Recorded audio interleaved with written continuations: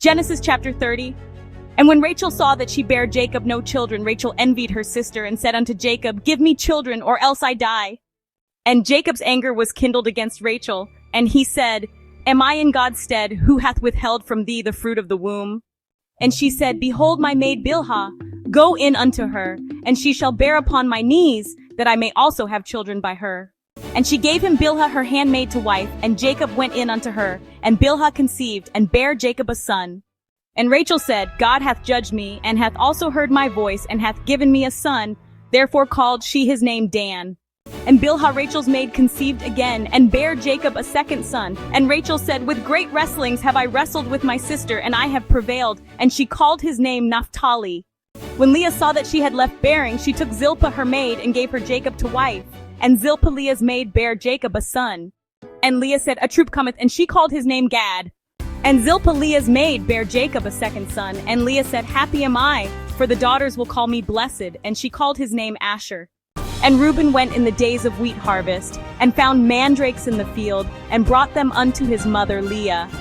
Then Rachel said to Leah, Give me, I pray thee, of thy son's mandrakes. And she said unto her, Is it a small matter that thou hast taken my husband? And wouldest thou take away my son's mandrakes also? And Rachel said, Therefore he shall lie with thee tonight for thy son's mandrakes. And Jacob came out of the field in the evening, and Leah went out to meet him, and said, Thou must come in unto me, for surely I have hired thee with my son's mandrakes. And he lay with her that night.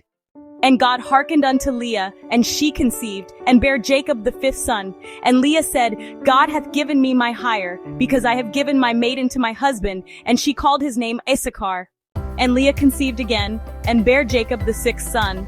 And Leah said, God hath endued me with a good dowry. Now will my husband dwell with me, because I have borne him 6 sons. And she called his name Zebulun. And afterward she bare a daughter, and called her name Dinah. And God remembered Rachel, and God hearkened to her, and opened her womb. And she conceived, and bare a son, and said, God hath taken away my reproach. And she called his name Joseph, and said, The Lord shall add to me another son.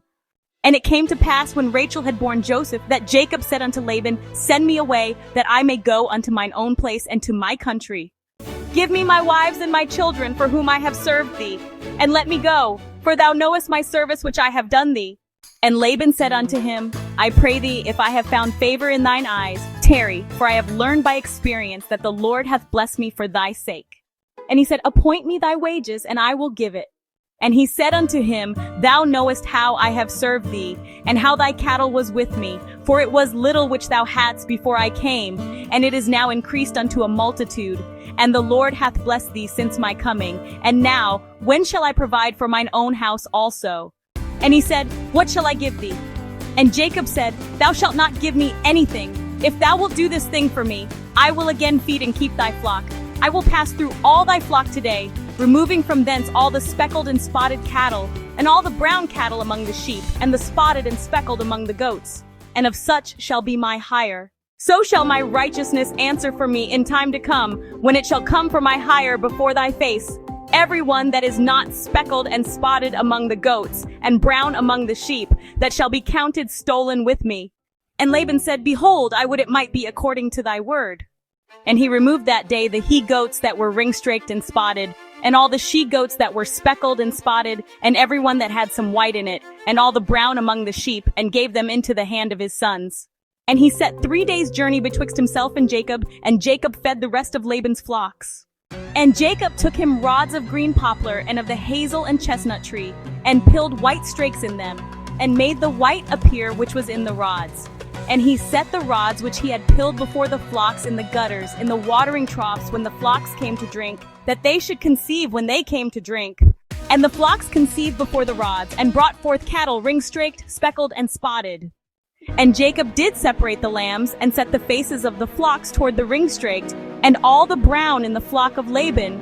And he put his own flocks by themselves, and put them not unto Laban's cattle. And it came to pass, whensoever the stronger cattle did conceive, that Jacob laid the rods before the eyes of the cattle in the gutters, that they might conceive among the rods.